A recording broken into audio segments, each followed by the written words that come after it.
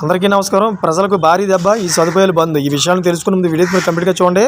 అప్పుడే మీకు complete information ఏంటో అర్థమవుతుంది. అదేవిధంగా చాలామంది వీడియో చూస్తున్నారు కానీ సబ్స్క్రైబ్ చేసుకోవడం మాత్రం మర్చిపోతున్నారు. దయచేసి సబ్స్క్రైబ్ చేసుకోండి. సబ్స్క్రైబ్ చేసుకోవడం వల్ల నేను చేసే ప్రతి ఒక్క అప్డేట్ మీరు ముందుగానే పొందగలుగుతారు. అదేవిధంగా చాలామంది లైక్ చేయడం మర్చిపోతున్నారు. దయచేసి లైక్ చేయండి. లైక్ చేయడం వల్ల ఈ ఇన్ఫర్మేషన్ మనం చాలామందికి రీచ్ చేసిన వాళ్ళు అవుతాం. ఇంకా లేట్ చేయకుండా వీడియోకి వెళ్ళిపోదాం. ఫ్రెండ్స్, ఏపీ ప్రజలు కొన్ని విషయాలను ఇక మర్చిపోవాల్సిందేనా?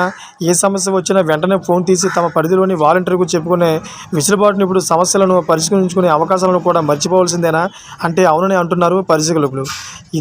ఇది ఒక్కటే కాదు, తమకు ఏ పత్రాలు అవసరమైన ఏ సమస్య వచ్చినా పొరుగున ఉన్న గ్రామ వార్డు సచివాలయాలకు వెళ్లే పరిస్థితి ఇక్కడ నుంచి ఉండదు.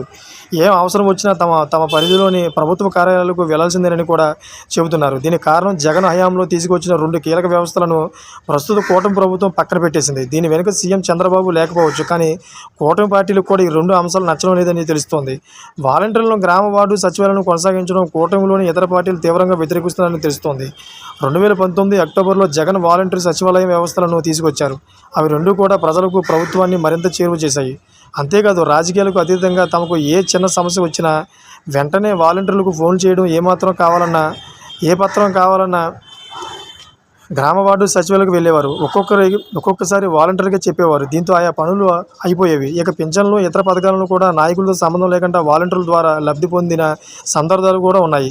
అయితే ఇప్పుడు వీటిని పక్కన పెట్టేయాలని కూటమి ప్రభుత్వాలు, పార్టీలు సహా టీడీపీ క్షేత్రస్థాయి నాయకులు పట్టుబడుతున్నాయి. దీనికి కారణం ప్రజలకు తమకు మధ్య ఉండే రాజకీయ బంధం తెగిపోతుందని, దీంతో ఎన్నికలపై ప్రభావం చూపించే అవకాశం ఉంటుందని వారు చెబుతున్నారు.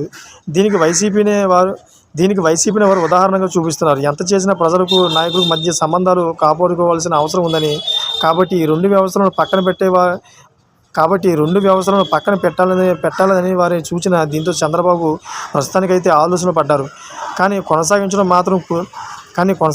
మాత్రం కుదిరేలా లేదని చెబుతున్నారు. అయితే దీనిపై వైసీపీ నాయకులు అయితే విరుచుకుపడుతూ ఉన్నారు.